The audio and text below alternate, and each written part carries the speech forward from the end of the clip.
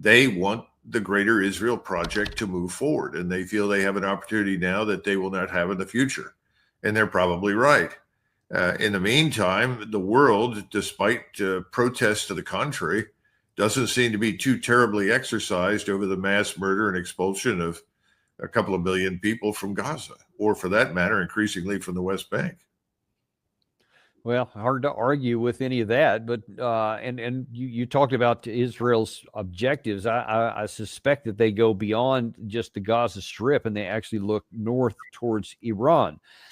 There was an interview on here recently with Professor Mohammed Marandi, who seems to think that things are moving in that direction. And first of all, he says this about the situation with Iran. For almost 5 decades, the collective West has been demonizing Iran. They cannot tolerate Iran.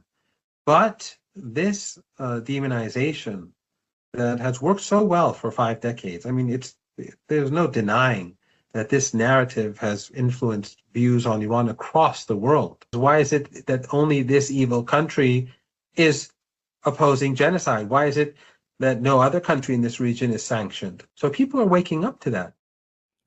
Well, what do you make of that? Is Iran being unfairly demonized, or have they earned it? Iran is hardly this evil incarnate by any stretch of the imagination. We have to look at Israel and understand that they are treating virtually the world for 1,000 kilometers in any direction as effectively a bombing range. They struck targets in Lebanon quite recently. They continue to attack in Syria. They'll attack whomever they decide to attack, whenever they decide to attack. Iran, however, poses a new kind of problem for them. Iran is actually capable of responding and increasingly capable of defeating their strikes with their own integrated air defenses. So I think if we look at the movement of U.S. forces, particularly the rebalancing of munitions and missiles and rockets and so forth, the movement of naval power into the region, it looks a lot like we're headed into another confrontation with Iran. And I don't know what the trigger will be, how it will be unleashed, and it probably doesn't make much difference. But if you are Prime Minister Netanyahu right now, you look at the region, you look at the United States, and you say, I've got to use what I've got now. I've got to take maximum advantage of the United States and its military power, because given the change in opinion towards Israel and what they're doing, I could actually lose support in the months ahead. If you're a small country like Israel, then it is in your interest to make your problems America's problems, to make your threats America's threats.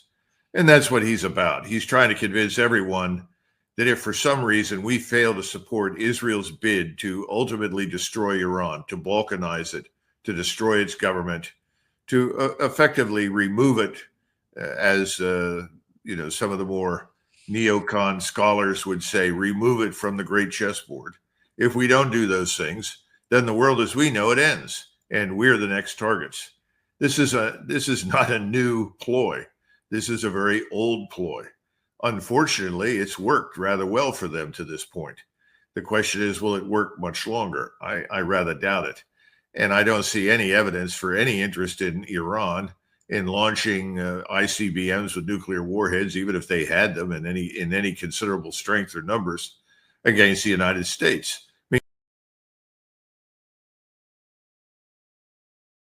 سرچ مدیا